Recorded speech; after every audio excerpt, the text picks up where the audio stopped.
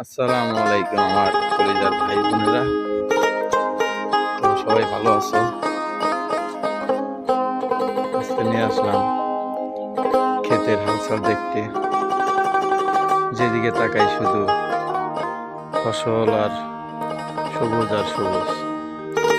কৃষিক্ষেত কি সুন্দর! এখানে শুধু বিভিন্ন ধরনের সবজি, ধান, গম, ভুট্টা, আলু, পেঁয়াজ, শস্য।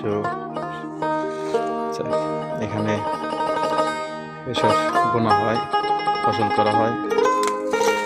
দেখেন কি সুন্দর! এটি হলো সরিষা, শস্যা বলি। কি সুন্দর হলুদ ফুল ফুটে রয়েছে, অসাধারণ।